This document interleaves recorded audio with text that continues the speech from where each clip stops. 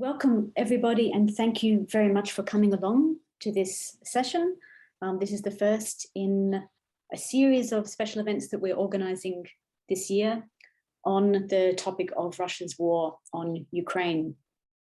For those who don't know me, I'm Julie Federal, a historian here at the University of Melbourne, and I will be chairing this session today. And I want to begin by acknowledging that I'm speaking to you today from the lands of the Wurundjeri people of the Kulin Nation, who are the traditional owners and custodians of this land where I live and work. And I want to pay my respects to elders past and present, and also extend respect to Indigenous people present today. It's really wonderful to see so many people joining the room and coming along to this event. We actually had over 235 registrations, which was so great to see. It's now 44 days since the Russian full-scale invasion of Ukraine began. And one of the dangers as this war drags on is that it becomes normalized, that sort of Ukraine fatigue sets in, and that perhaps, especially those of us who are following the war from a distance here in Australia, the danger that we become desensitized to the horrors and the atrocities of this war. And in fact, this is one of the explicit calculations of the Putin regime, that people really don't care about Ukraine as much as they care about Russia. This has been said explicitly, and that people will eventually lose interest. But the turnout for this event is, to hear our speakers tonight, is really testimony to the fact that people are not indifferent, that people want to understand what's happening, and to find ways to help to show support for the Ukrainian people. So this will be the first of 6 online events taking place across 2022, and they're aimed at trying to keep Ukraine very firmly in our focus across the year. This series of events is a joint initiative, so co-hosted by the University of Melbourne, the Ukrainian Studies Association of Australia and New Zealand, and the Ukrainian Studies Foundation in Australia. So we're planning a series of 6 online events about the war, each one with a different theme. And we decided to launch the series tonight with a theme of resistance. So this was a deliberate decision to start with a theme that really highlights the agency of Ukrainians, because all too often we find in the media commentary Ukraine featuring as an object that's acted upon by others, as a sort of a pawn in the geopolitical maneuvering of the great powers. And this approach to Ukraine is really, again, a gift to the Putin regime, chiming as it does with Putin's claim that that there's no such thing as Ukraine. In fact, over the past 44 days, the agency of Ukrainians, of Ukrainian society, has become almost impossible to ignore. So the whole world has been amazed by the courage and the resolve that Ukrainians have displayed in resisting the Russian drive to dominate Ukraine. And there's perhaps been a new willingness to listen to Ukrainian voices as well as a result, and to ask what we might be able to learn from Ukrainian resistance to this brutal war being waged by Putin's Russia. And we have a panel of 3 speakers tonight who are really ideally placed to illuminate this theme for us. I'm sure everyone's very keen to hear our presenters, but before I introduce our speakers, I would just like to invite our partners to make some introductory remarks. So I'm very pleased firstly to invite Professor Natalia Chaban, the President of the Ukrainian Studies Association of Australia and New Zealand, to say a few words on behalf of the association. And Professor Chaban is joining us from Christchurch in New Zealand. Natalia. Thank you, Julie. Добрий вечір, шановні друзі. Kia ora koutou. Вітання з Нової Зеландії. Greetings from New Zealand. And it is my great privilege today to welcome a fantastic panel of speakers and say the first words to greet all the audience members and the members of the panel.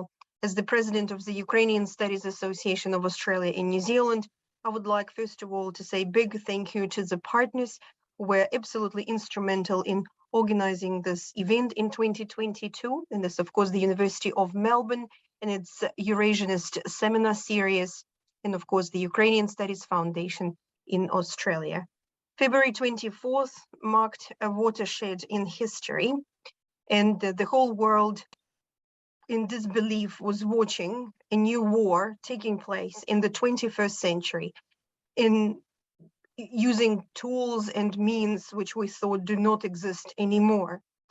And unfortunately, tragic events in Bucha, Hostomel, Irpin, Trostianets show to the rest of the world that unfortunately, this war indeed is returned to some medieval practices, to the world where multilateral organization, tolerance, patience, kindness, openness might not exist, and it scared the world.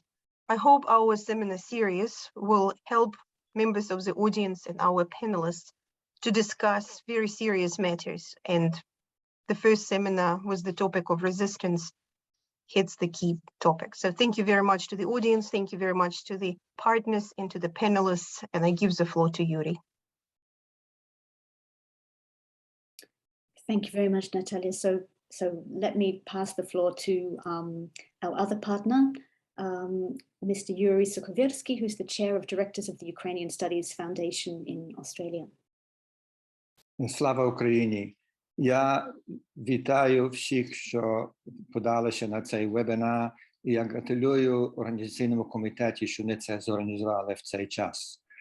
I would like, on behalf of the Ukrainian Studies Foundation in Australia, I would like to congratulate the organizers of this webinar and greet all the participants. I think it is vital that we have actions like this because I think Ukraine is probably one of the most misunderstood nations in Europe. Until recently, we were almost an unknown quantity. Well, we've become a very known quantity quite quickly, but still, I think there are large gaps, and I think the image of Ukraine still isn't quite as round as it should be. And events like this will help to round out that image. It would be a tragedy if Ukraine were to lose this war, but it would be an even greater tragedy if it were to win, but lose the peace. And I think we need to start looking at what the peace has to look like, even now, even though the war is going on, because there will be, I'm sure there will be pressures on Ukraine to compromise, to give in here, to give in there. And part of that is the fact that people do not know the background and the history of Ukrainian-Russian relations. And it is events like this that I hope will round out for the rest of the world knowledge about that. So thank you very much. Thank you, Yuri. We're very grateful to the Foundation, by the way, for generously supporting this series of events too. So let me briefly explain the format for tonight's event. Each of our three panelists will speak for around 20 minutes. And then the presentations will be followed by general discussion in which the panelists will respond to questions from the audience. So if you would like to ask a question, please use the Q&A function. You'll find the Q&A button at the bottom of your screen. You can pop the question in any time. We'll be collecting them and passing them to the speakers at the end of the presentations. We are recording the event and we will be publishing the recording online. If you registered for this event, then you will receive an email letting you know once it has been published where you can find it.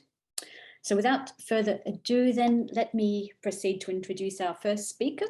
We're especially delighted to be able to host Dr. Roman Horbyk, who's joining us direct from Ukraine, from Lviv. Dr. Horbyk is a postdoctoral researcher at Södertörn University in Stockholm, where he's working on a project entitled Connecting Soldiers, Media, Ecologies and Materialities on the East Ukrainian Frontline. So this is a project dealing with how soldiers and civilians are using mobile phones and other portable communication devices on the front lines in Ukraine. Dr. Horbyk is the author of numerous publications on various topics around media, history and language, including Ukrainian journalism during Euromaidan, fake news, information warfare, and various aspects of the history of Ukrainian language and identity. And he's also a playwright and a screenwriter, and has over a decade's experience working as a print and TV journalist. Dr. Horbyk spent the beginning of the full-scale war in Kyiv, and he is now serving as a psychological support volunteer in Lviv. And we are really so grateful that he has made the time to speak to us today. Dr. Horbyk will be speaking on the topic, The Territory Resists the Map, Geolocating Reality and Hyperreality in the Russo-Ukrainian War. So over to you. Thank you, Julie, and I would like to thank the organizers for inviting me to speak at this truly stellar panel. It is a great honor for me to be able to address the audience on these extremely important matters, not only for Ukraine, but for the entire world, I believe. So I will proceed to share my presentation, my screen, and we'll immediately start talking. Some time ago, it became quite fashionable to speak about conflict of narratives. The militaristic terminology was diverse and quite broad. Thinkers, scholars, and practitioners spoke about wars of narratives, wars of interpretation, clash of representations, and even narrative battles. The idea behind it was simple. Apart from bombs and tanks, words and texts are also wielded as weapons. And in this, our 21st century, the emphasis often shifts to the latter. Today, when no longer words and texts, bombs and tanks litter all of Ukraine, and the world customarily decries the necessity for dialogue, I would like to look at it differently, at the war as a form of dialogue and communication. And I would be merely following in the footsteps of one of the greatest authorities on the subject, Karl von Clausewitz, who famously defined war as continuation of politics by other means. His idea is usually interrupted here with a period. However, after that period, Clausewitz continued. Do political relations between peoples and between their governments stop when diplomatic notes are no longer exchanged? Is war not just another expression of their thoughts, another form of speech or writing? Its grammar, indeed, may be its own, but not its logic. So I would like to add that war does not merely involve representation. It is intimately, inseparably intertwined with it, wired by it. War is representation, to use the well-expounded philosophical pun involving communicative and political meanings. The clashing armies are words that form sentences in the dialogue of war.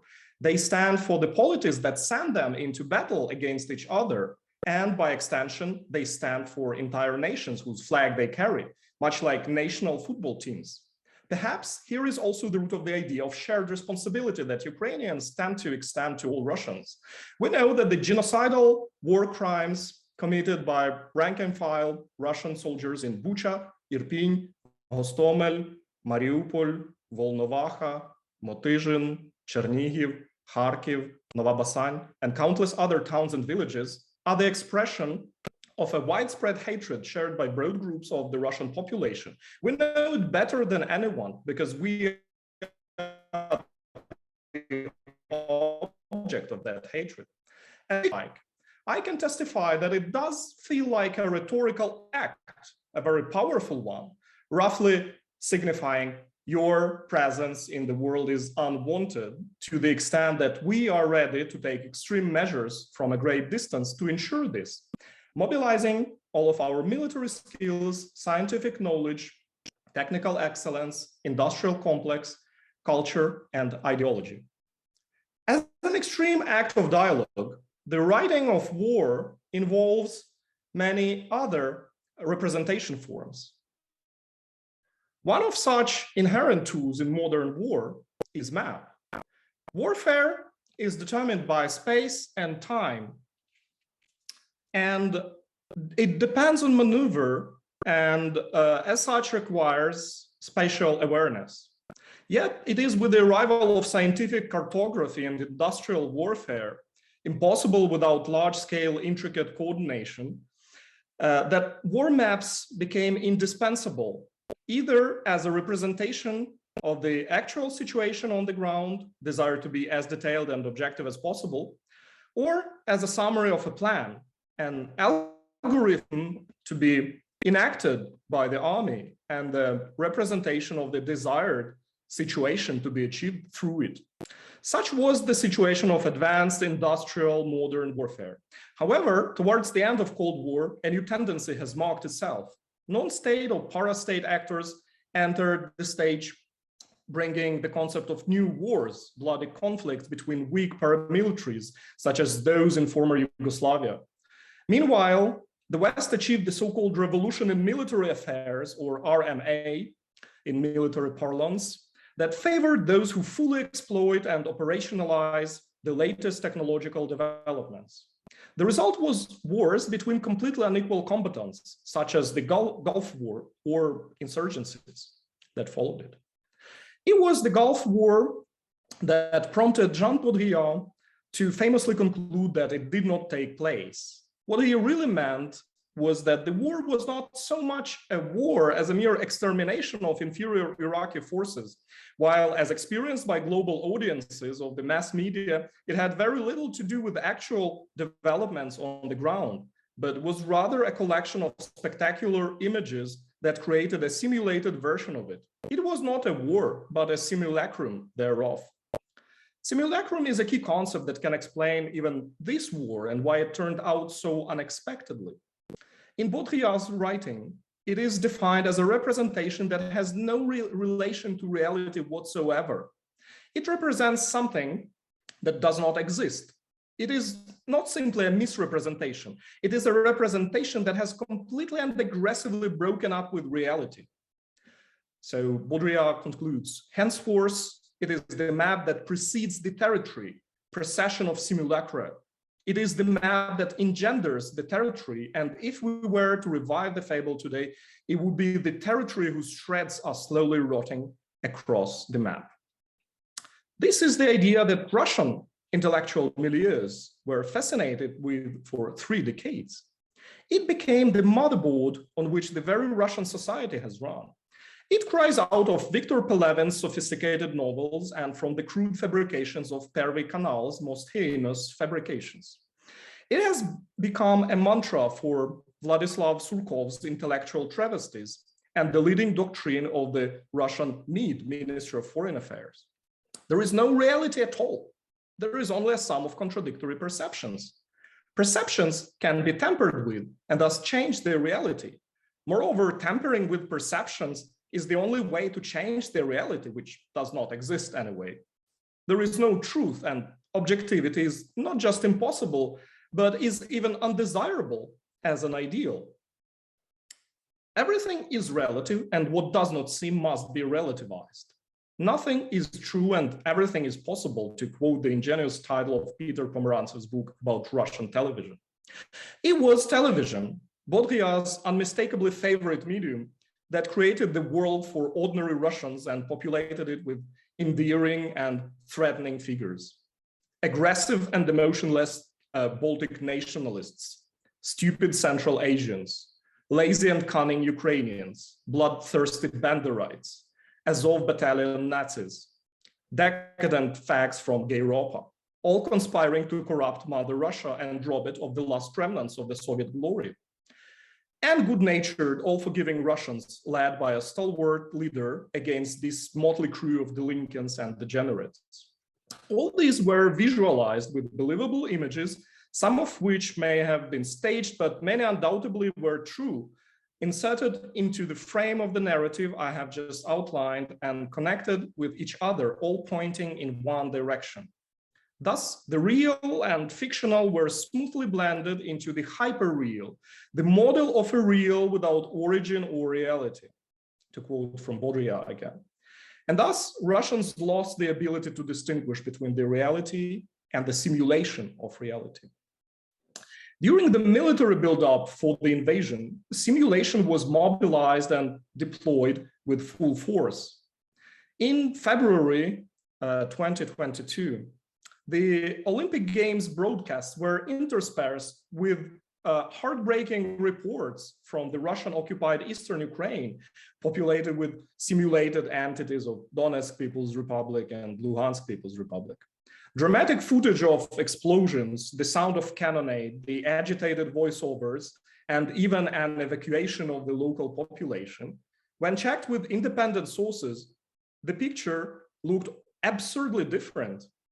It is Ukraine that was shelled, and many of the evacuees were driven only to the edge of their town and then told to go home by foot. In fact, it was an exercise in creating a staged Hollywood-like version of reality.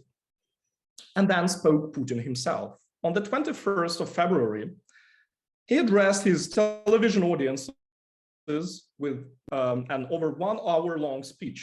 He insisted that Ukraine and other post-Soviet states were an artificial creation by Lenin and the Bolsheviks, that they were thus fake while Russia was perennial and real. Putin held that Ukraine, once again, unlike Russia, was corrupt in a unique, unheard of way, as well as that this country, that at one recent point was perhaps the only state in the world apart from Israel, whose president and prime minister were both Jewish, was filled with ethnic, xenophobic nationalism. He said that Ukraine was being militarized in preparation for a military attack on Russia and nuclear power with an order of magnitude superiority in numbers. He also alleged that the country, Ukraine, is mired in extreme and ever-growing poverty. It is possible to fact-check this speech, no doubt about that. But what would remain after this fact-checking? Perhaps only the atmosphere of hatred and thinly veiled threats that I, as a Ukrainian in Kyiv, at the time felt with full force. It was the only time during the entire crisis that I genuinely felt fear.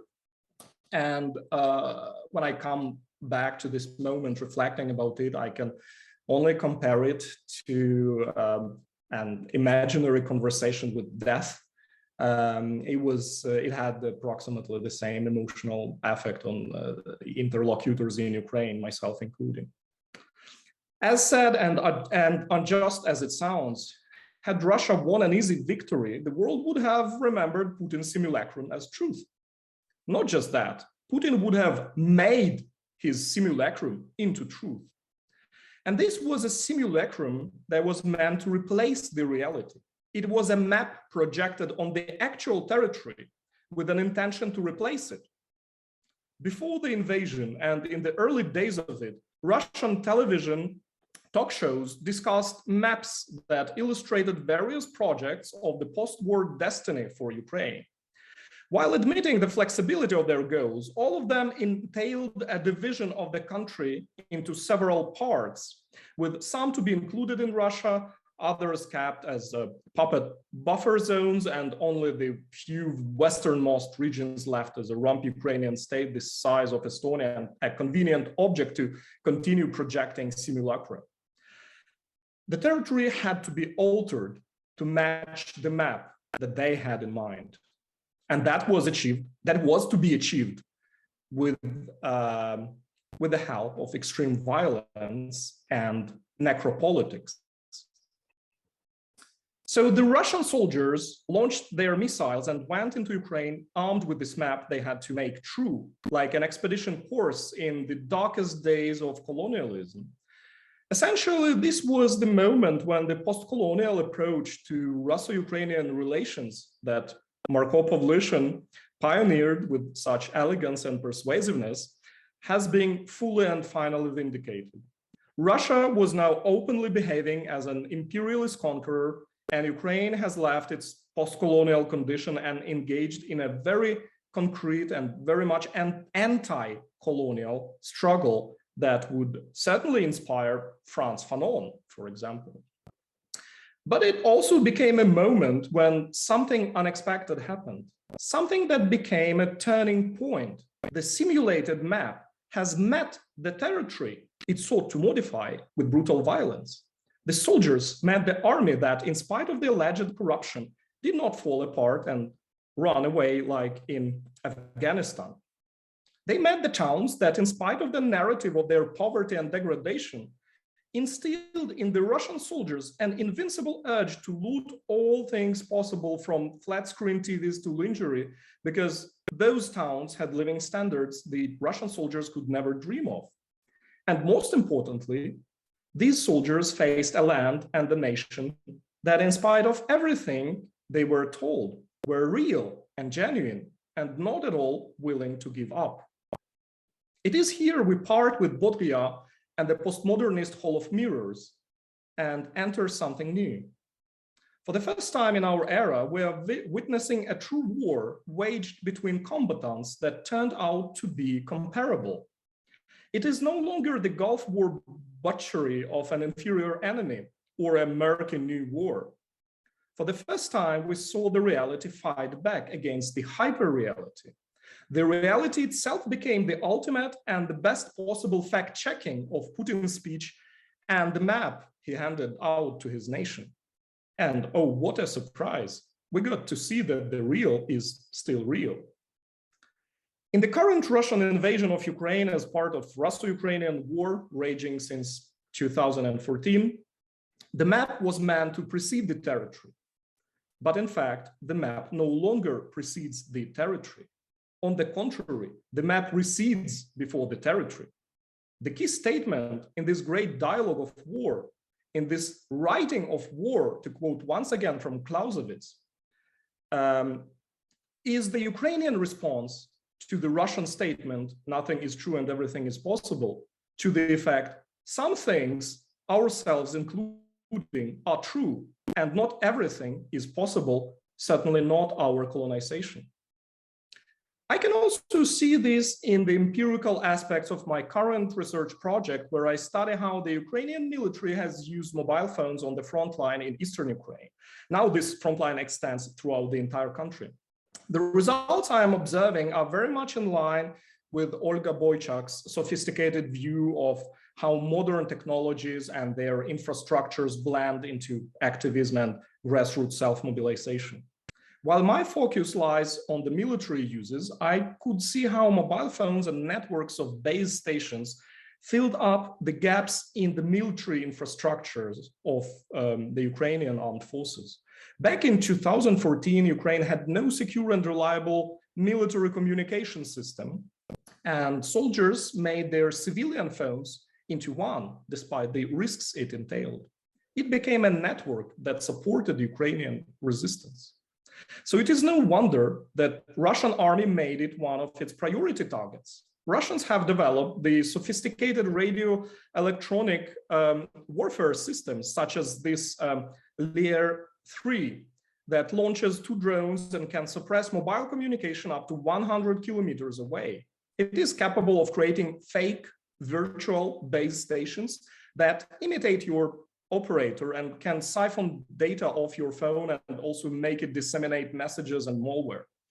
We saw them in use during protests in Belarus and Kazakhstan, where they successfully subverted mobile communication for days and thus suppressed protest coordination. It was only logical to see them in Ukraine. From the interviews with refugees from Irpin, Kherson, Mariupol, and other areas I have conducted in Lviv, a picture of the Russian tactic arises. First of all, they try to destroy physically through shelling as many base stations as possible. The population is forced into shelters and cellars with weak or no signal.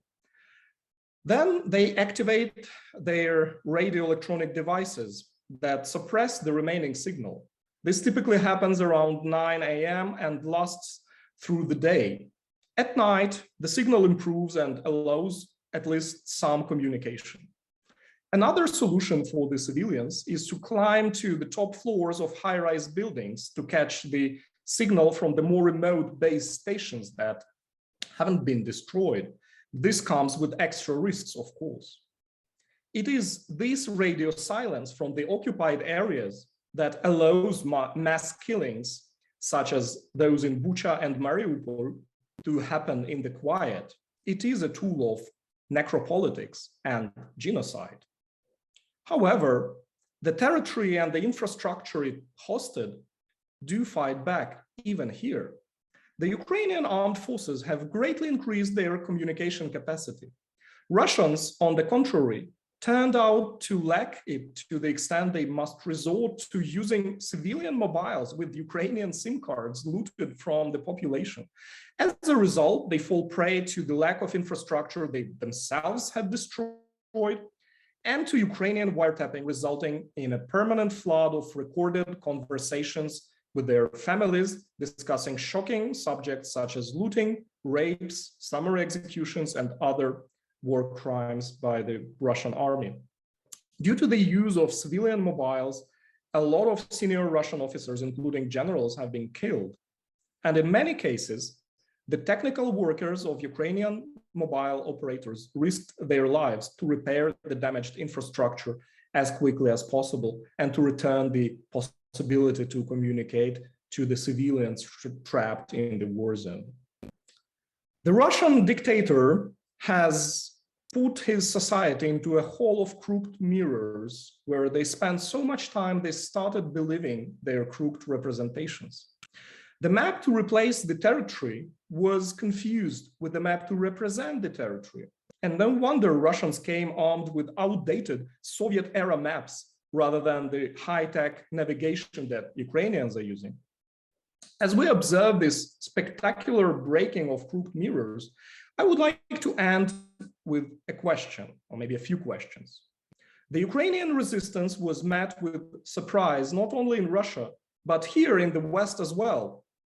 Western media and academia have created their own simulacra of both Russia and Ukraine, to which us experts were often all too tolerant. So what will be the responsibility of those who have made and spread this simulacra? And what will be the new paradigm for understanding Ukraine, Russia, and Eastern Europe that we need so much now? What will we see when the last shards of the shattered mirrors hit the ground? Thank you very much.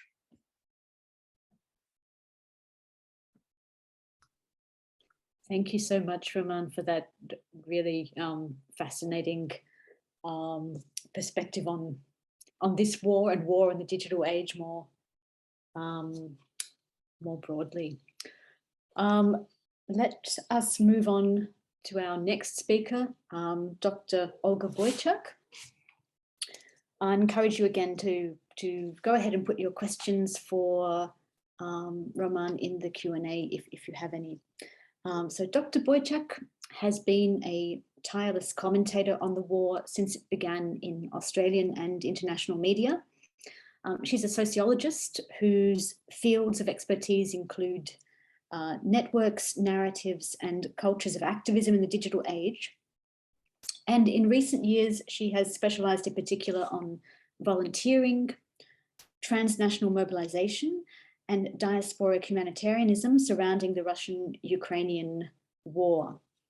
Dr. Boichak is a lecturer in digital cultures at the University of Sydney and editor of the journal Digital War.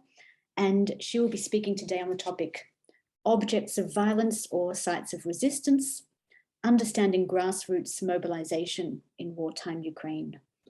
Thank you, Olga.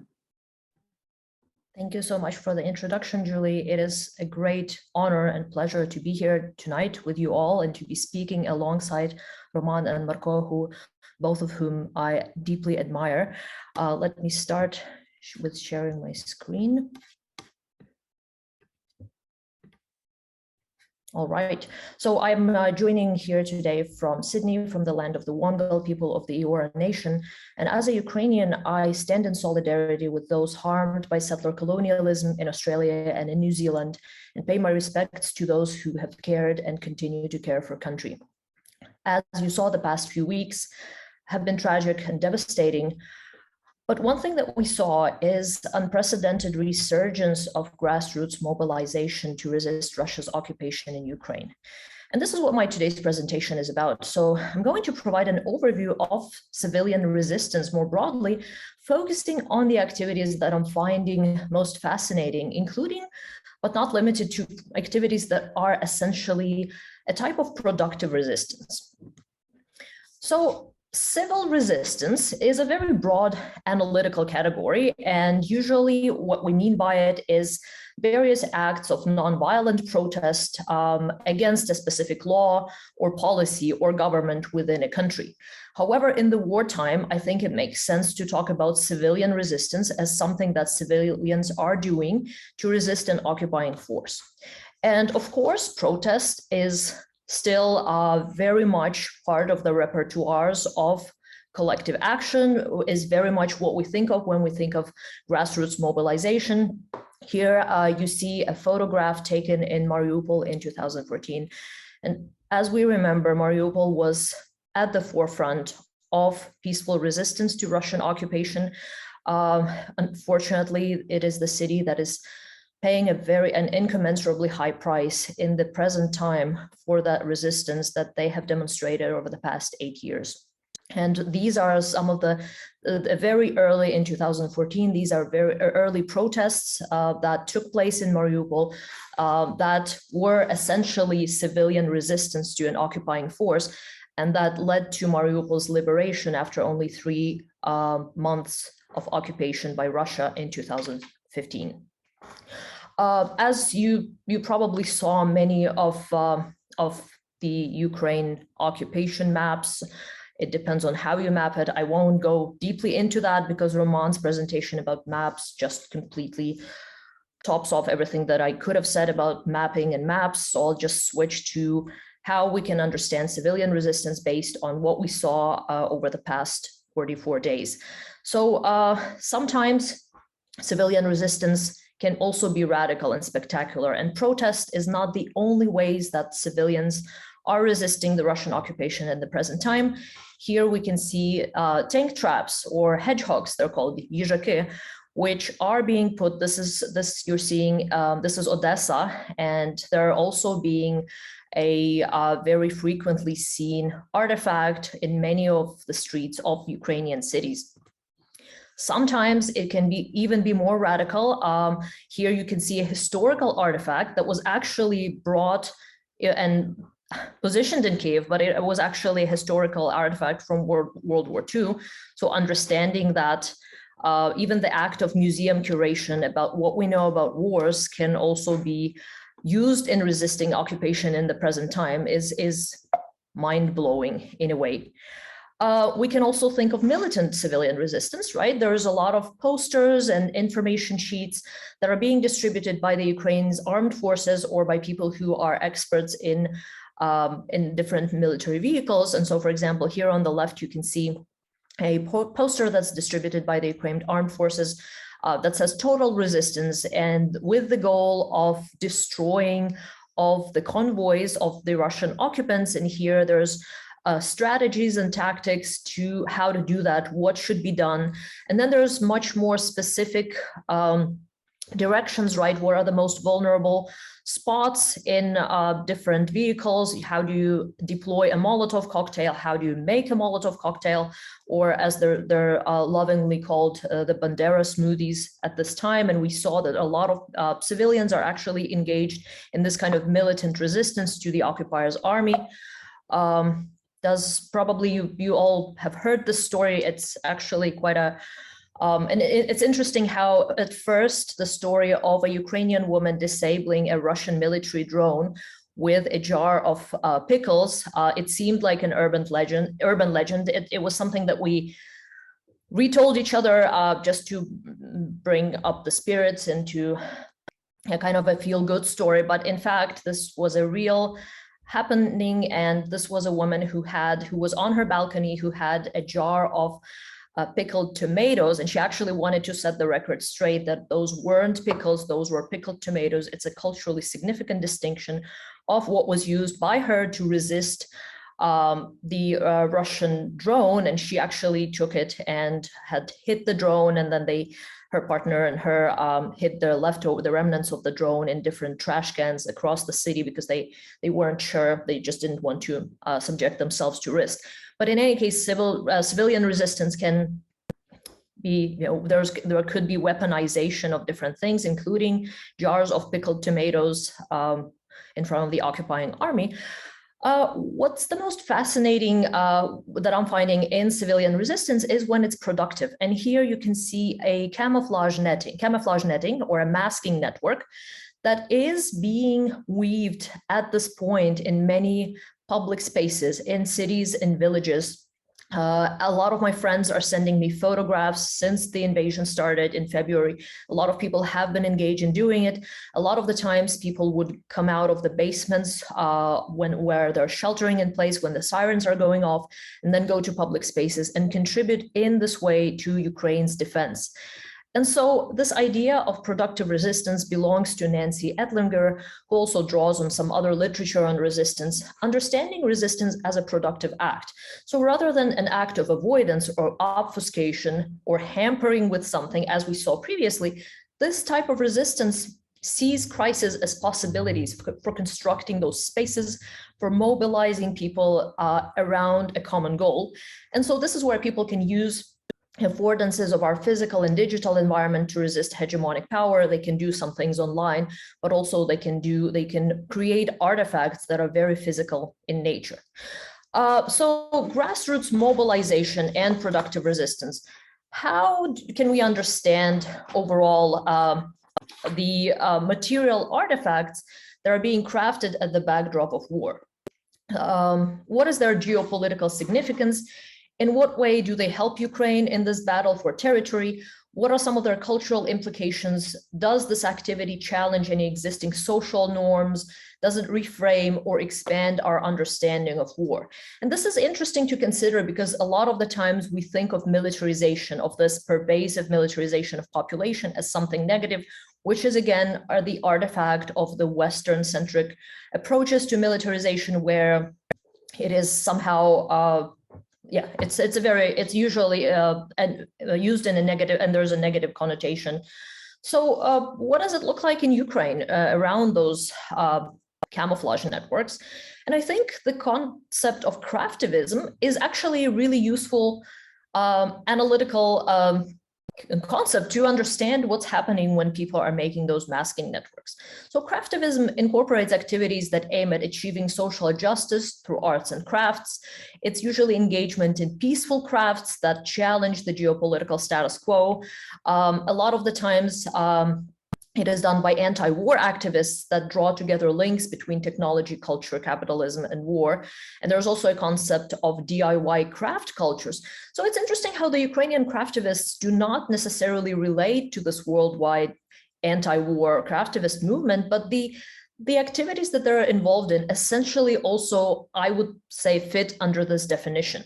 And so I'm looking in one of my projects at the Spiders Craftivist Collective, which is a very large collective of organizations that are making those camouflage netting. And so camouflage patterns, when we look at them, they serve a dual purpose. First, they conceal and secure a subject from being seen from above, while at the same time, they're foregrounding the subject's visibility to those equipped with different means of observation. So this is something that's fascinating that we're noticing in the animal kingdom with different forms of mimesis, where it's possible to conceal yourself from the adversary, whereas at the same time, it's possible to find those of your own and to get united with them. And so this camouflage network is such an essential, integral part of the military-industrial complex. But in this instance, it does much more than just render soldier bodies invisible, because from being seen from above, from macroscopic surveillance. Because if we look at it from below, it may bring to the fore emerging forms of sociality and resistance that are hiding in plain sight. And in Ukraine, this network has become a central object of this movement, where it does remediate a large-scale collective effort to resist a creeping occupation or the rapid occupation of Ukraine by Russia. So this movement started in 2014. There was a woman in Kyiv who was discouraged by the scarcity and high cost of camouflage networks. And she developed a technique to craft military-grade nets from discarded military textiles. And what she did is she recorded a video, posted it on YouTube, and she was encouraging others to do the same. And she was showing the techniques that she had developed pretty much from scratch using Fisher nets and some discarded camouflage. And for the past 8 years, over 500 collectives in Ukraine and in its neighbor countries have been crafting these networks to conceal the Ukrainian army positions from above. And so what we're seeing today, this recurrence and increased prominence of camouflage networks is actually, we know that it's been ongoing for the past 8 years, and it's a very, very large scale, widespread form of grassroots mobilization. There's over 500 grassroots groups. They're predominantly driven by women, but they're not exclusively driven by women. There's a lot of men who are also part of these collectives. They're represented in 22 out of 24 regions of Ukraine. There are 28 active groups in Kyiv alone. There are also 6 groups across Western Europe. And I recently, just a couple of days ago, saw a group from Estonia that were making those camouflage networks right now.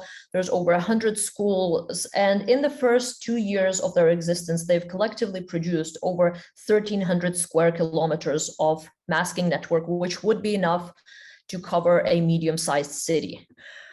This is how they represent themselves. They're very tech savvy. They're using digital media to map and narrate their activism. And you can see that also what's really interesting is that they formed a network that pretty much covers Ukraine's territory, but in a very different sense. So what I did is I did an interview with the movement's founder, also was looking at digital archive that was documented by the movement's participants across 3 Facebook groups and done some narrative analysis of that.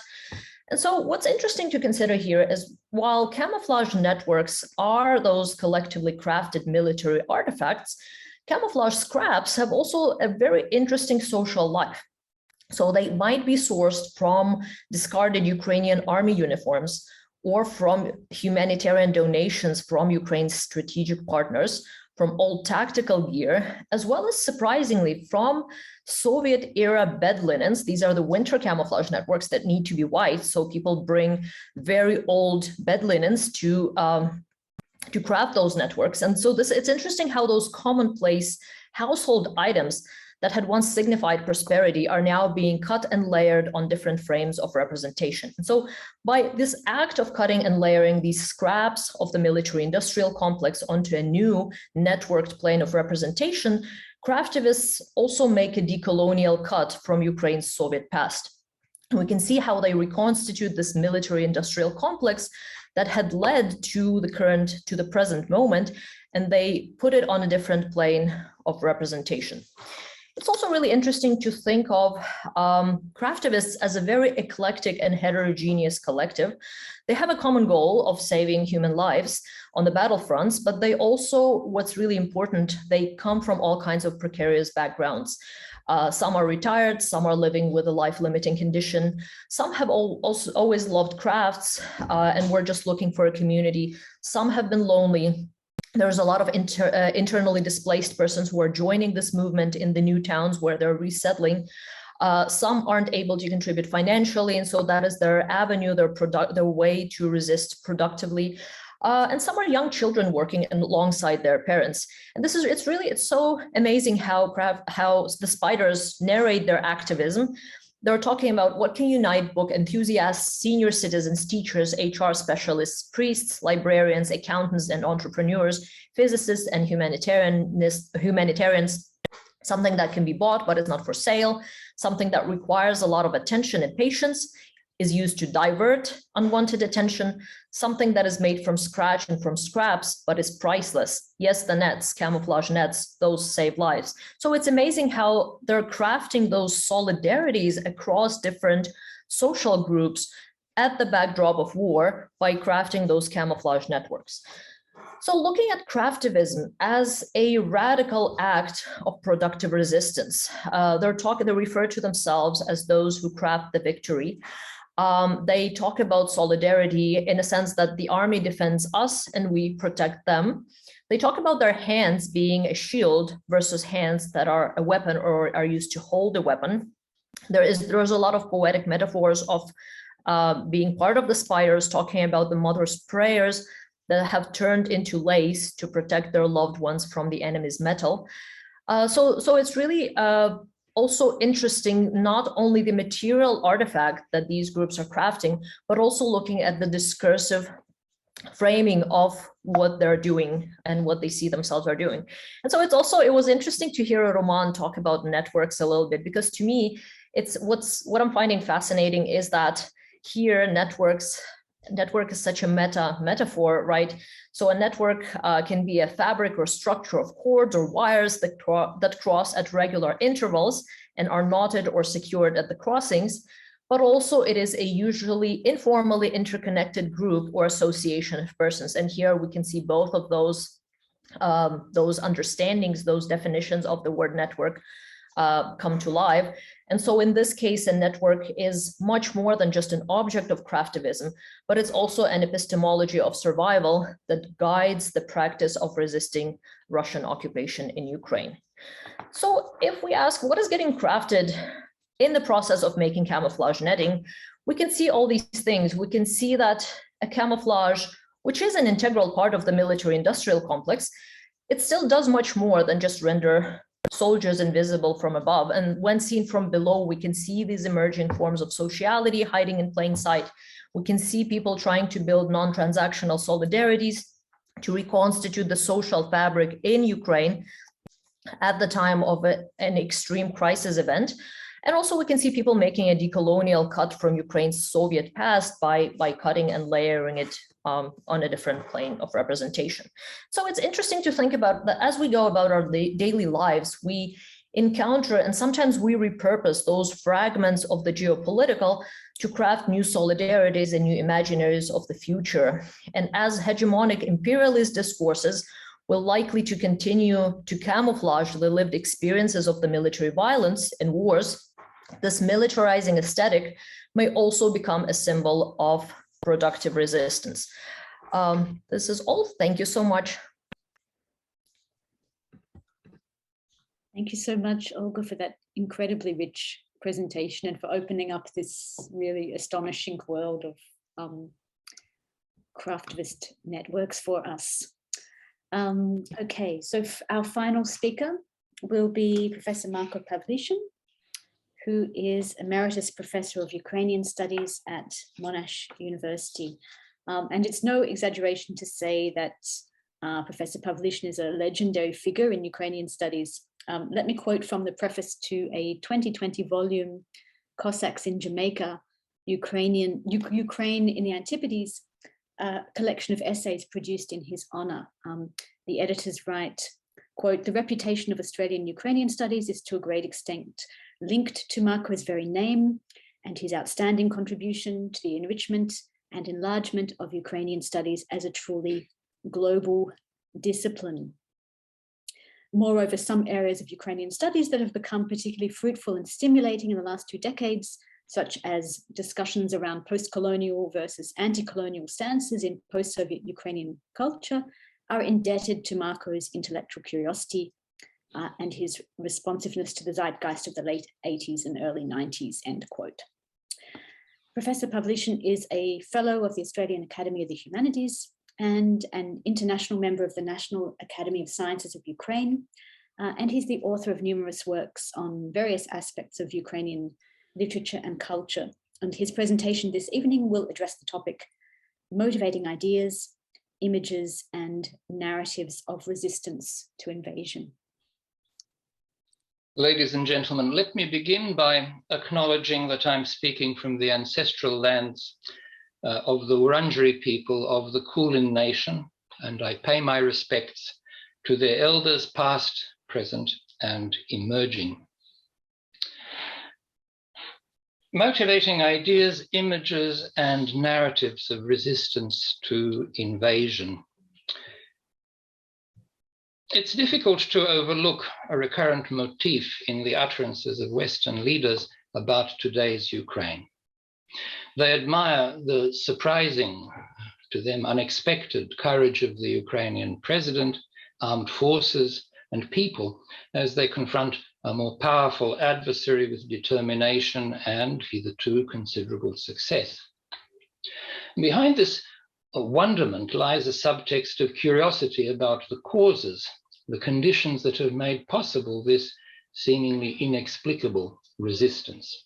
Perhaps there's even a touch of uncertainty about whether their own citizens are faced with a similar adversary and similarly unequal odds would show similarly warlike virtues.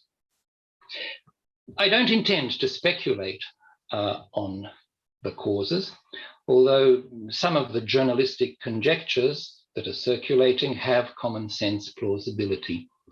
Ukrainian society has proven itself capable in the Orange Revolution and the Euromaidan of defending its democratic sovereignty in the past. 8 years of war have given Ukrainians the opportunity to learn by observing occupied Crimea and the self-styled Donetsk and Luhansk People's Republics how unattractive the imposition of the Russian world ideology is in political, social, and cultural fact. And those 8 years have also given the Ukrainian armed forces the experience of fighting and the knowledge of the strengths and weaknesses of the adversary. Finally, the country has now had years of experience of people's sovereignty expressed through elections and a parallel knowledge that defeat in the war would mean yielding control of one's own and one's descendants' destiny to foreigners whose leader would like to deny one's national identity the right to exist. What I would like to talk about, however, are things of which we do have actual evidence. The ideals that political leaders of Ukraine appeal to when they call on Ukrainian citizens to defend their country, and the picture that emerges from public forums, including social media, of values that ordinary people in Ukraine consider worthy of protecting. To jump ahead a little, I'll be suggesting that key among those values is Ukraine itself, conceived of as a territory that must remain integral and inviolate, and as a sovereign state in which, through democratic processes, the Ukrainian people can determine their destiny. I'll suggest that this civic conception of Ukraine, able to be shared by persons of differing cultural orientations and ethnicities, has taken center stage, while more traditional identity markers, such as language loyalty or adherence to particular models of the historical past, have receded in importance.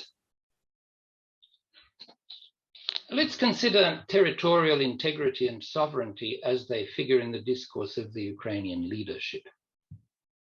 It is too early for a comprehensive discourse analytic study of the speeches and public utterances of President Zelensky and his team, but it is clear that sovereignty and territorial integrity of Ukraine are primary ideals that justify individual and social sacrifice in the war, are probably the most insistent motifs of the president's addresses to the people of Ukraine and to international leaders. They are also echoed by his team and now also by Zelensky's Western interlocutors.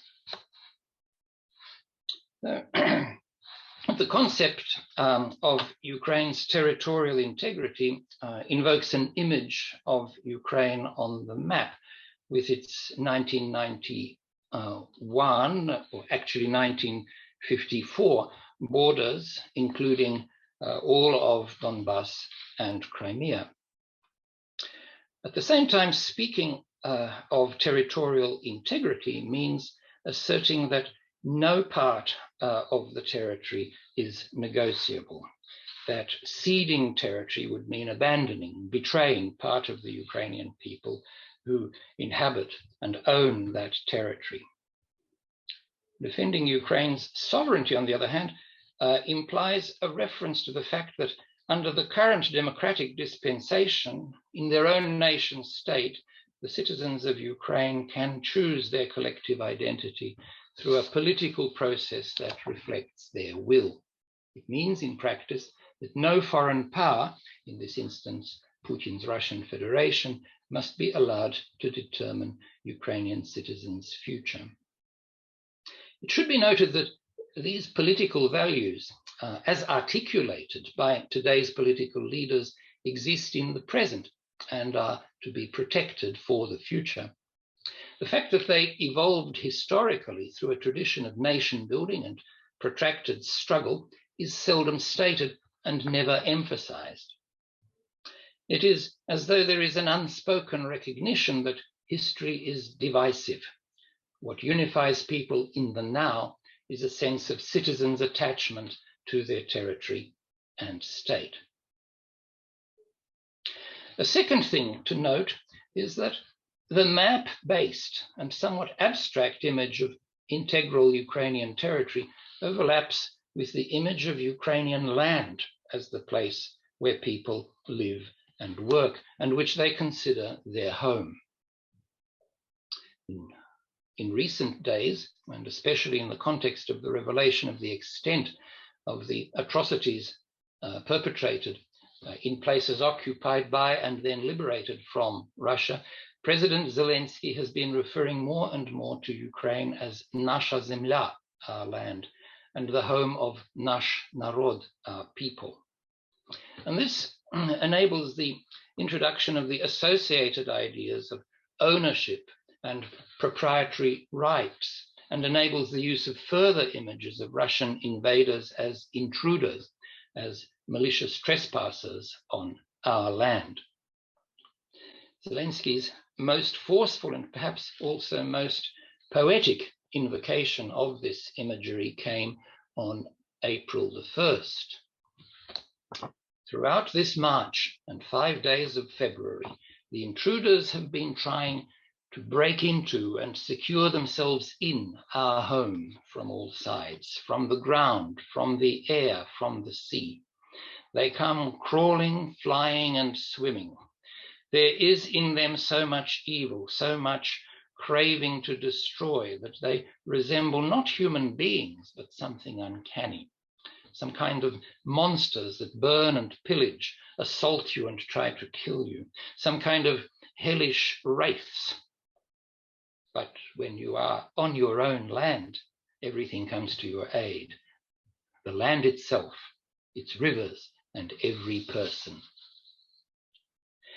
Now, it's never mentioned by anybody in this context, this current, present, and future-oriented discourse, that this imagery has its roots in the Ukrainian national movement of the late 19th century, when leading Ukrainian thinkers began to define Ukraine as the territory where the rural majority consisted of ethnic Ukrainians, that is, people who spoke Ukrainian and possessed folkloric traditions differentiable from those of their ethnic neighbors.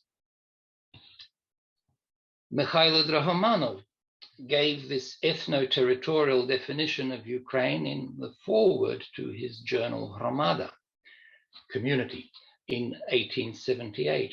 The Ukrainian land consists of every place inhabited by peasants who are the same as those who live in the former Cossack Ukraine along the Dnipro.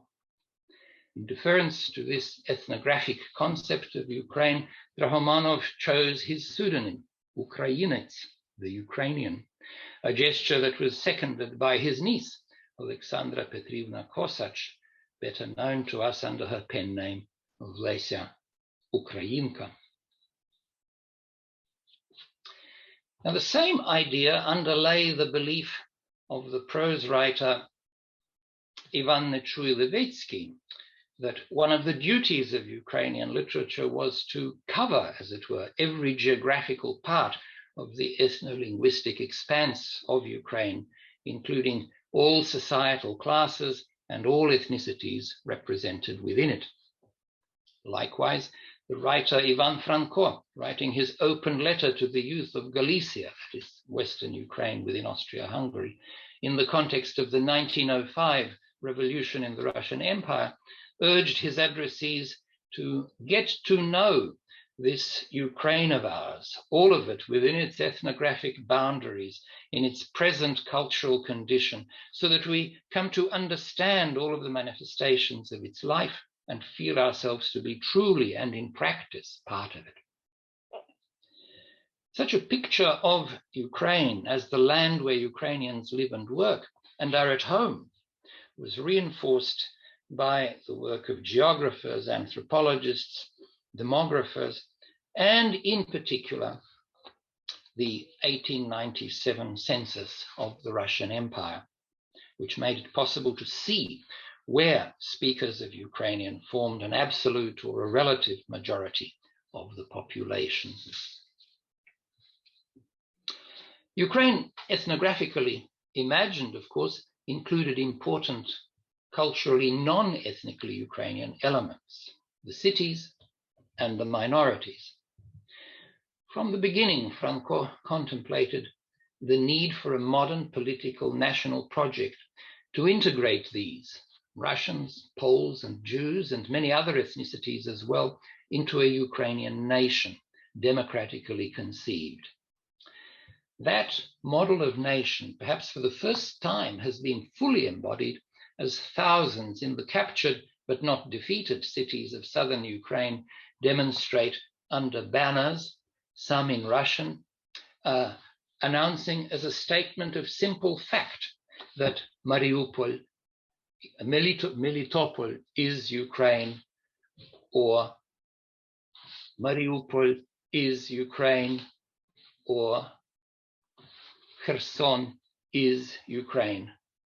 Or when the chief rabbi of Ukraine and the chief mufti of Ukraine address their co-religionists in Russian, calling for the solidarity of all Ukrainians in defense of Ukraine. These motifs of territory, land, and sovereignty, staples of the leadership discourse, are paralleled by what, thanks to the immediacy of social media, we hear and see ordinary people say in response to the invasion. The map as image of the state is echoed, as we've just seen, in such simple statements as asserted as geographical truisms as Mariupol is Ukraine. The Ukraine as land and home idea, as the place where I, the mistress or master of the house, decide what happens, is repeatedly encountered, but is perhaps nowhere more eloquently expressed than in an angry speech by a woman confronting a Russian soldier in Sumy Oblast. Why should I show terrorists my passport? I'm a citizen of Ukraine. I was born here on this dear native land of mine. Do you understand? Why have you come to kill my parents and my children? Why are you stopping me on my land? Do you understand that this is my land? This native land is mine. Well, this paragraph contains everything. Refusal to recognize any civil authority or any legal framework but that of Ukraine on Ukrainian territory. Insistence on Ukrainian citizenship. Assertion of collective possession of land by birthright. Profession of love of land, and she uses a beautiful and quite original diminutive zemelechka, and a challenge to the criminal intruders onto this land whose intent is to kill my parents and children, i.e. those whom as a human being and a citizen I am obliged to protect, and those who must inherit this land. Now, not less interesting than the motivations that are foregrounded in this discourse of defense and resistance are those that are not, or not to any great extent. The pillars of Ukrainian civic identity, territory, state, democratic sovereignty, take precedence over elements of cultural identity, language, history. There is a notable contrast here to the values appealed to in Petro Poroshenko's 2019 election campaign, army, language, faith, where the latter two are cultural values, but also attributes of real people who in Ukraine have different language orientations and adhere to different confessions and are therefore not united by them. The division of Ukrainians into Ukrainian speakers and Russian speakers, long seen as artificial, has been demonstrated as spectacularly irrelevant to national self-identification, as the banners and placards in either Ukrainian or Russian at patriotic demonstrations show. The famous meme, Russian warship, go F yourself, is in Russian. It's up to sociolinguists to explain the sudden legitimation of obscenity in Ukrainian language public discourse, which hitherto has treated the Ukrainian language as something of a sacred object. But at a common sense level, we can perhaps interpret this phenomenon as a popularization of Ukrainian, a recognition that it can exist as an informal, non-elite, and therefore inclusive, not exclusive medium. It is also perhaps a reinforcement of the signal that Russian, alongside Ukrainian, is a language of Ukrainian patriotism. The Russian warship story is revelatory in another way too. One of the traditional cultural domains of national self-identification is history, or more precisely shared historical narratives or myths. To anyone a little familiar with Ukrainian historical mythology, the narrative has an historical association. The mockery of the Snake Island border guards' disdainful dismissal of their powerful adversary that reverberates in the obscenity that might also be their death warrant, their seemingly flippant choice of honor over surrender, this microdrama resonates with the story, probably apocryphal, of the death of Prince Dmitro Vishnevetsky, the 16th century founder of a Cossack fortress on the Dnipro River, and arguably of Ukrainian Cossackdom itself. Captured by the Cossacks' then prime adversary, the Ottoman Porte, he was gruesomely executed, so the source reports, by hanging from a hook inserted beneath his ribs. Yet he spent the days of his agony mocking his Turkish captors until they could stand it no longer and shot him dead. Now, one might expect that the public and the commentariat would see in the Snake Island story a reanimation of the spirit of the Cossacks, also reflected in Ilya Repin's famous picture of the Cossacks writing their obscene and jeering letter to the Sultan. But no, I have not seen this connection made, nor have I observed much by way of parallels drawn between the actions of today's Ukrainian soldiers and any historical antecedents. It would seem that the time frame within which the war is imagined encompasses the present and above all the future. In the prevailing discourses, the war is fought and must be won not in order to recreate past glories, but to secure a future where the Ukrainian nation, in all of its multiplicity and variety, will be at liberty to design its own destiny. And this is in stark contrast, of course, to the retrograde vision of Vladimir Putin, articulated in his pseudo-historical disquisitions, for whom the war, alongside other goals, is justified by the intent to recreate the imperial grandeur of the Russian Empire in its expansionist phase. Securing the future and the legacy of one's children, that is a frequent and important motif of Volodymyr Zelensky's addresses. Now, translating these observations into the terms often used by students of nation building and of national identity, we could say, by way of conclusion, that the values articulated in the public utterances of Ukraine's political leadership, especially Ukraine's president, and the images through which those values are conjured up are the values of a modern civic national identity that foregrounds citizens' joint ownership of their nation state as a territory where they are sovereign, their joint participation in its democratic political processes, and their joint attachment to and responsibility for its future. And these values, it would appear, are fully endorsed by the armed forces and people of Ukraine as worth fighting for and even dying for. Thank you. Thank you very much, Marko.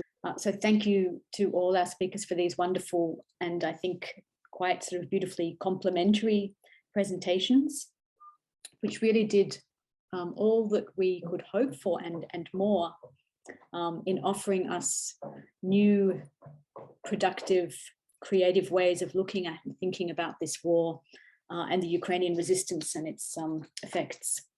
And it's especially impressive that all of you have managed to keep thinking and engaging in intellectual work and scholarship in these circumstances. So thank you so much for being willing to share your work and your reflections with us.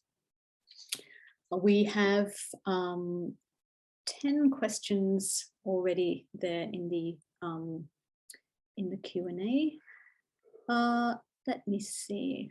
Perhaps we might start. Well, I'll start at the top. A question from Tony Phillips.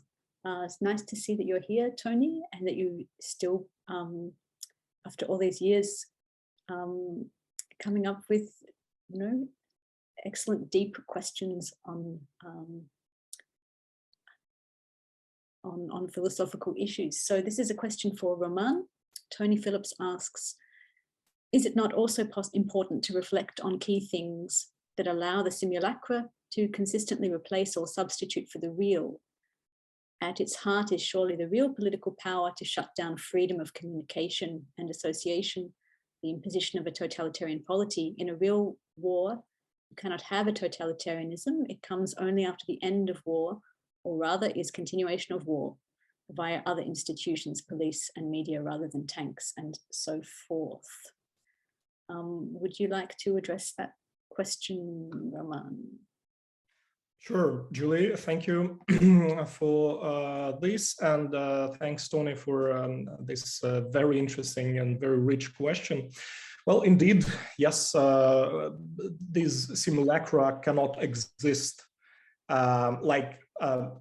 without some underlying infrastructure. Again, just like software cannot exist without hardware, right? And of course, we have to address it. I agree. I think when we deal with the current Russian regime and regimes like that, I think we need to also ask a question: what kind of a regime it is? And I think if we look at the core, for example, what would be the core goal, the core objective of the regime and the leader in power? And I think the most straightforward and the simplest answer to that is just remaining in power. So the power itself is the objective, which is, I think, in my understanding, as good as the definition of fascism. So I think we can, in principle, define the current Russian regime as fascist, as long as we accept that its main objective is the power itself. And in that sense, it is also pre-modern, and fascism as such is sort of, it is often described as a conservative revolution or sort of a backward revolution that is turned to pre-modernity, right? And pre-modern forms of domination, which are very brutal and very honest and very real in that sense. I mean, whoever has the physical power, whoever has the physical strength in the form of armed units or some sort of troop, they have the power, right? And this is the ultimate dream of fascism, to ensure this domination based on raw, brutal violence and nothing else. But I guess in the challenge that these regimes have to face in our world, which still is probably a late modern world, so we're still living in this ideal of modernity, I think the challenge they are facing is that you still need to somehow decorate this pre-modern structure of domination with, some governmentality decorations. You need to justify that this regime is still for the people. It still has some positive value for the society, not just for the dominating clique. Not just for this fascist clan that sits on top of the vertical of the hierarchy. So in that sense, I think yes, we have to address these tools of domination. It's just I didn't really have the space to cover all of these aspects, but it is a very important and interesting aspect. And I guess we can also think about how Michel Foucault defined politics as continuation of war by other means, right? So in reversing this formula, this classical formula by Clausewitz. And in that sense, especially these kind of fascist politics is really a continuation of war with other means, the war that is turned inward, that is turned towards its own society. And in that sense, I would disagree that totalitarianism is only possible after the war. I think it is perfectly possible during the war. And I mean, even, you know, historically, I think we have observed that in the Third Reich, we have observed that in the Soviet Union, those continued being totalitarian states all the way through the war. So I think there is no contradiction, but rather a certain fluidity, maybe a hybridity and the fusion of war and politics. Thank you, Roman. Let me turn to a question for Olga. This is a question from Reka, who asks, who says, I was fascinated by the presentation of Olga about crafting camouflage netting and the spiders. I understood there was much of it in Ukraine since 2014 and extended also to other parts of Europe to help Ukraine. Is there something in Australia? Would it make sense to create something here, meaning crafting camouflage nets here and shipping them over? I live in Sydney and would proudly volunteer for that project. I see that you're typing an answer actually, Olga, but would you like to say something in this? Yes, thank you, Julie, and thank you, Reka, for your question. I guess that is the essence of the craftivist, of the spider movement, that anyone can start a group and anyone can craft those networks. There's a lot of tutorials on YouTube or elsewhere that instruct exactly how to make those bases for the networks, what to make the networks from. So, I mean, if you're willing to start one of these projects, that's what makes them so amazing, is that there aren't any barriers to entry. You're welcome to. It's also, again, a bit spectacular. You can make public events out of it. You can involve other people into it. So it is a great artifact where people come together surrounding it. And I'm going to share just one video with you as an example of some of those tutorials in case you're interested. And I'll just, if I can just jump in and say a quick response to Tony about the networks as a postmodern metaphor, and it's exactly the reason why the Ukrainian army has such a tremendous advantage over the occupying army of Russians, which is built on strict hierarchies. And actually, in my research, I'm looking at the impact that innovation and this kind of swarm intelligence plays in providing that that capability and that strategic advantage. So I'm finding it fascinating, looking even at networks as an epistemology of wars, looking at network-centric warfare. So there's definitely lots to think of there, and thank you for that question. Thank you, Olga. Let me pick up a question for Marko here from Motria, who asks, as language represents cultural identity, yet in Ukraine, bilingualism is widely prevalent and a consequence of the history of Russification. How can Ukraine restore its ancient identity while also reflecting and respecting its modern diversity?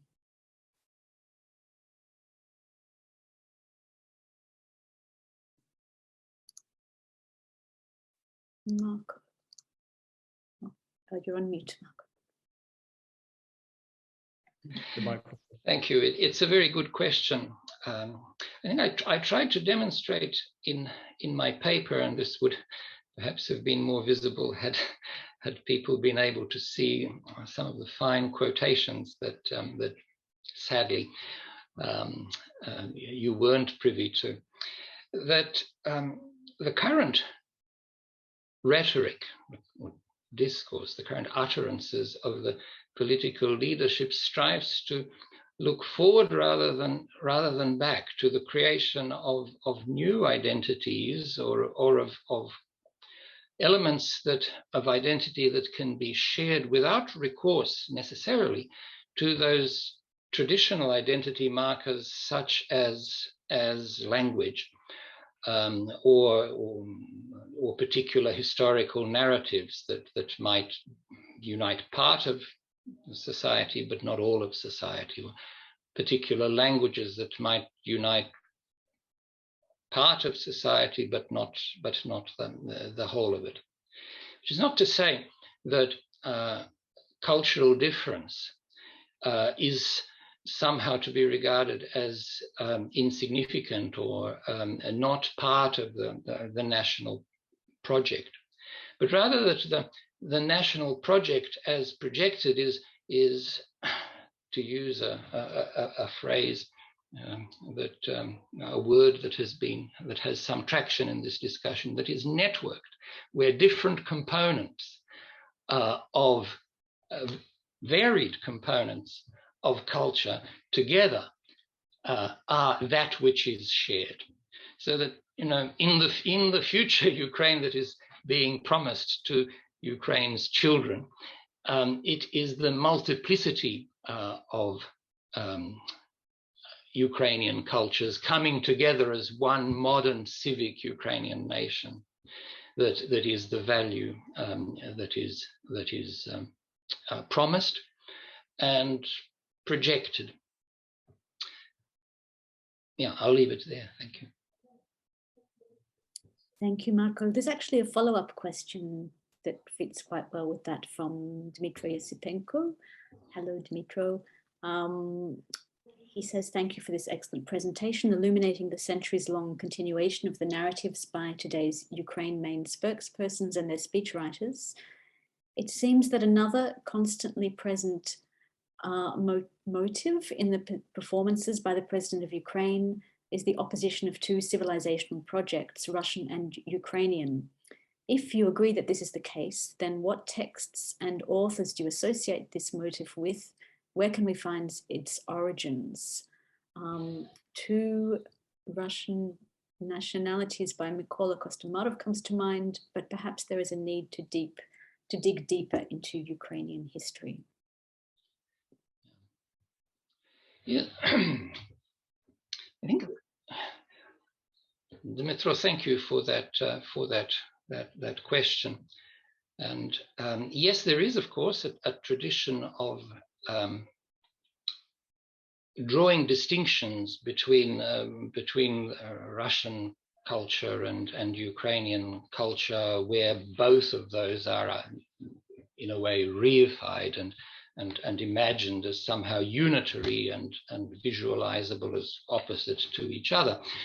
And it's true that the 19th century historian Mykola Kostomarov, who was keen actually to defend Ukrainian nationality, but had to find a mechanism for doing this within the censorship framework of the Russian Empire, spoke of two Rus nationalities, the so-called Russian, which is allegedly influenced by contact with the Golden Horde and the Mongols in the Middle Ages, and therefore has a tendency towards authoritarianism and towards kind of vertical command structures and towards the state, a powerful state which is also violent, contrasted to a much softer and much more attractive image of the Ukrainians whom he sees as basically opposed to centralized power, as favoring initiative, and well, actually describing rather well the kind of vision of Ukrainianness that this terrible war is actually manifesting, and that both Roman and Olga in their presentations illustrated very forcefully with good examples. But I'm not sure, Dmitro, that this kind of civilizational opposition is what Zelensky is pointing to. yes, there certainly are these descriptions of the invaders as something totally other from us, indeed totally other than human. There is that very powerful rhetoric, but it is rhetoric, I think, which is fixed within the framework of the necessity for resistance. It's a resistance rhetoric. I think that more fundamental to Zelensky's and his speechwriters, many of whom, Dmitro, I think must surely be graduates of literary and cultural studies from leading Ukrainian universities, that these people understand that, as St. Augustine told us centuries ago, that a just war must anticipate an ending in a just peace. And that in the end, in the peace that will come, there will need to be a way of living with what is at present the adversary. So building on this idea of intrinsic and forever contrasts between an essential Ukrainianism and an essential Russianism is not in the interests of the future. Now, I may well be reading a little too much into these essentially constructive visions that are put into Zelensky's speeches. Of a future that our children on our land, should have expectation of inheriting. But I think that it is essentially a kind of a holistic and wholly positive image of the future, and not one that incorporates this kind of Huntingtonian civilizational a divide between Russia and Ukraine. Marko, at the risk of exhausting you completely, there's one more question for you from Adrian Jones, who says, Marko has shown elegantly and clearly how much Ukrainian statehood has matured in the 30 years since the USSR. Plenty of evidence of genuine multiculturalism wedded to solid convictions of the democratic construction of sovereignty.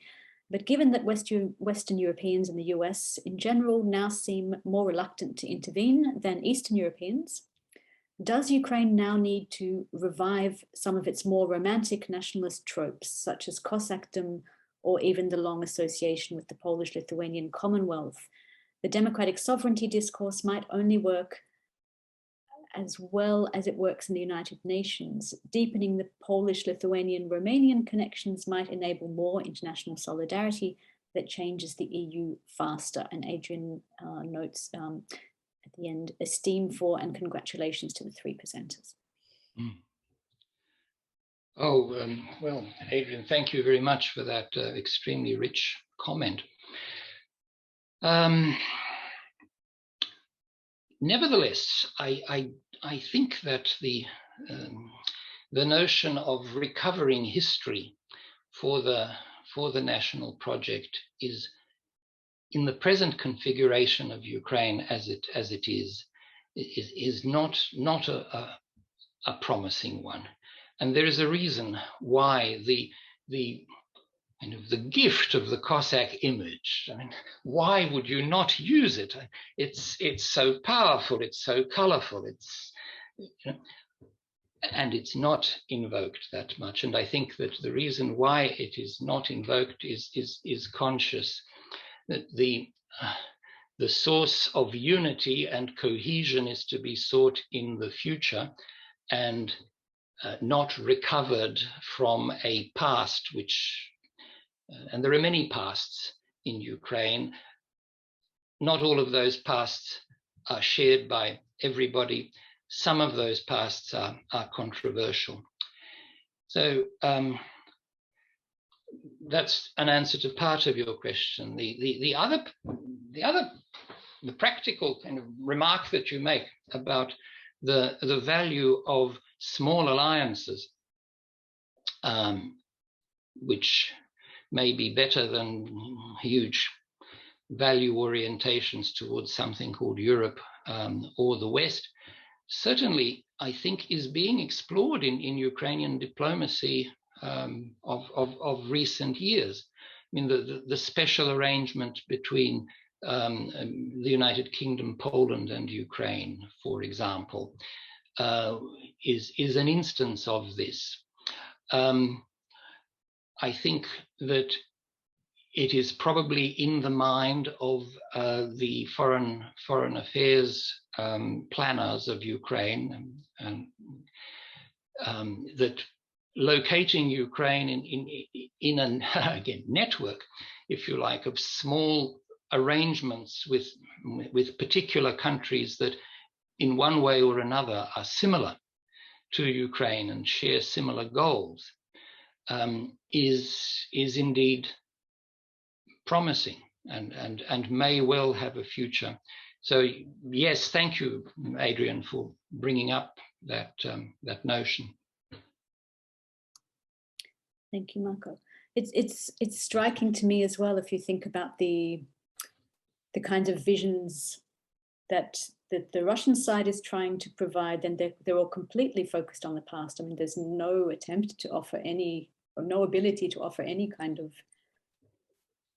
vision of the future for Russians. There's just this, and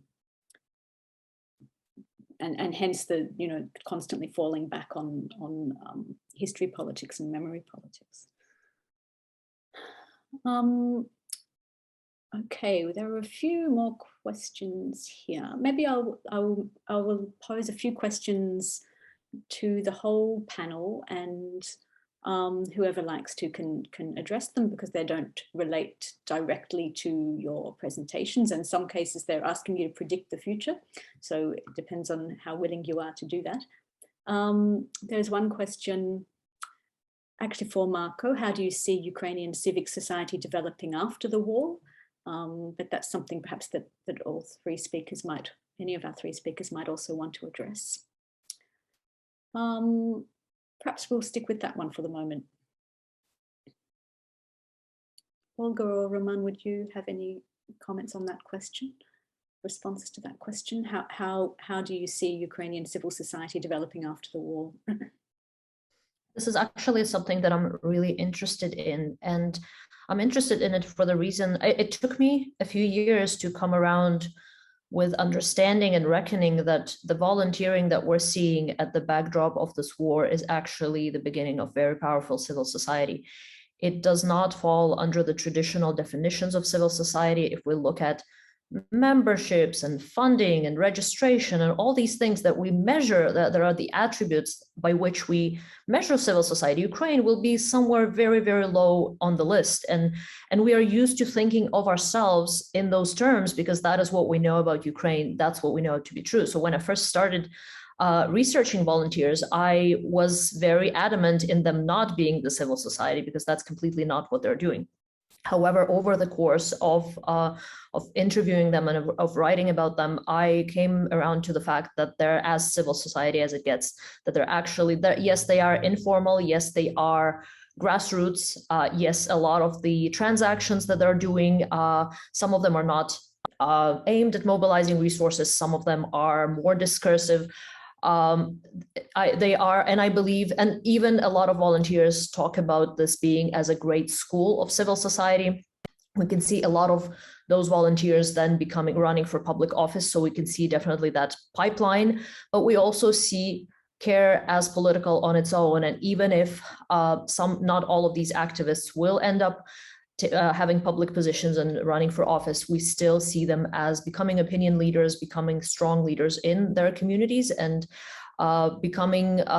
contributing to politics in a kind of a very small p, mundane, everyday way by caring for those marginalized populations and those who are usually not cared for. So yes, definitely, I'm very optimistic. I just hope that we consider civil society more broadly than before. Thank you. Thank you, Olga. That question was from Alex Hoffman, by the way. Roman, would you like to add anything on that topic? Yeah, I totally agree with Olga, and I would just add that this civil society would probably be even more focused on security matters, and Ukraine overall will be very much concerned with its security. So we will probably see some sort of return to Ukraine as a frontier society, actually. Pretty much what we probably would observe in the early modern Ukraine, you know, which was also the birth of the Cossack estate and the Cossack myth as well. We'll see that come back, and this civil society will probably look like you know, something along the lines of free people with guns, pretty much, which will have tremendous repercussions for internal policies and the accountability that the governments will feel in Ukraine. So it will somehow probably correspond to, you know, this maybe even American frontier ideal of free people with guns, but I think it will be primarily based on the Ukrainian historical legacy and the Ukrainian imagery and mythology. Thank you, Roman. And Marko, was there anything you would like to add, since that question was initially addressed to you? Yeah. Well, yes, I agree with Olga that there is a distinction between the kind of civic spirit that is manifest in this situation where such a large part of the Ukrainian population spontaneously and seemingly effortlessly mobilizes itself outside of a framework of pre-existing organizations, and outside of, as Olga pointed out, the normal paradigm of you know, civil society as comprising mechanisms for people to activate themselves politically and participate in the political process. And there's a great deal of spontaneity here, which I think actually refers back to that nation of communities, of hromady, that Drahomanov so perspicaciously saw in the 1870s. I mean, there was, of course, in a society which was 90% illiterate, there could, of course, be no sense of civil society as we understand it today. There was a public, you know, the intellectuals. But Drahomanov could see very well that this enormous ethnographic mass, then numbering 20 million or whatever the figure was organizable and was conceptualizable as a network of communities that can come together as a nation, and I think that's what we're seeing now. It's a remarkable and different kind of civil society organization, and I think we're seeing illustrated before our very eyes how immensely powerful and effective that kind of society is. Thank you, Marko. There's a question here for Roman from Danilo Haug. Can we expect a type of a publishing of a survey that goes through the recent 30-ish years of Ukraine's independence to prove that the demilitarization of Ukraine and the debilitation of its armed war complex by the Russian Federation has been a deliberate, planned long-term strategy with fact-checking maybe for proof, just as you marked describing the development of those mobile infrastructure killer units by Russians in the last 8 years?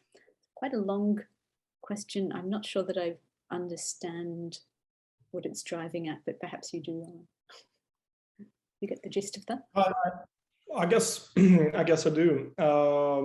Well, I agree that this would be very interesting and very important to trace how Ukraine actually was demilitarized prior to 2014, which resulted in, a huge tragedy and tremendous suffering for millions of people in Ukraine eventually, starting with Crimea and then Eastern Ukraine, and now much of Ukraine that suffers the military invasion as a result of this process that took, like over 20 years. And the milestones would be, of course, the completely lopsided division of the Soviet armed forces and their equipment, and everything, which was very much, in favor of Russia and not in favor of Ukraine, especially the division of the Black Sea Fleet, which was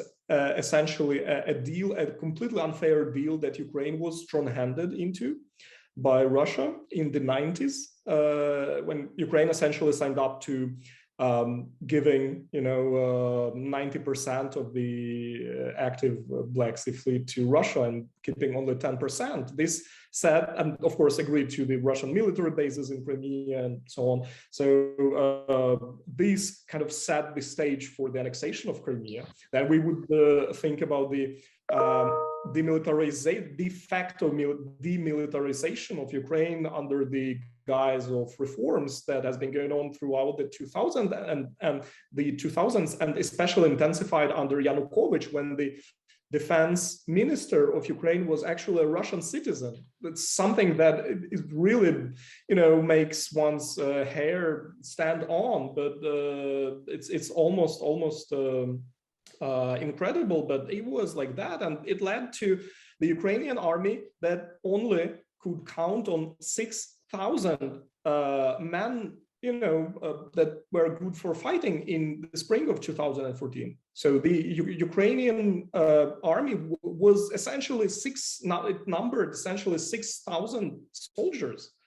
And that was the real demilitarization.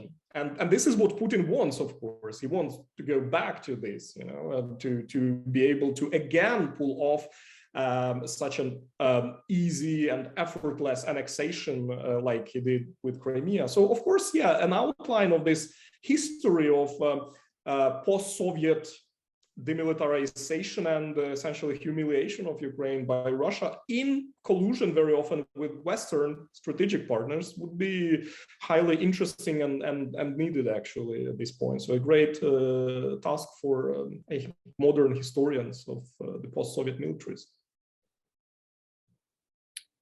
Thank you, Roman. We are approaching the end of our time. There are about 6 minutes left if anyone wants to jump in with any last minute questions.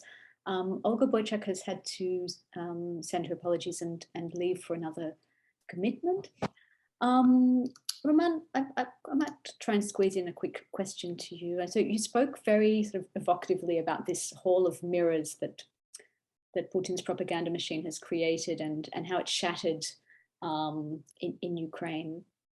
I wondered what your thoughts are on how to sort of handle this problem of these sort of parallel realities that now exist, and the problem that lots of people have been reporting about people in Russia refusing to believe that any of this is actually happening, or that these are genuine images of atrocities and so on.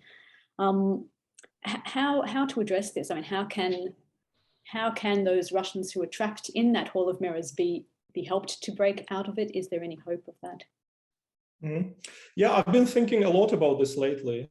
So thank you, Julie, for reading my thoughts in a way and asking such an interesting and complex question. And it is impossible to give a straightforward answer.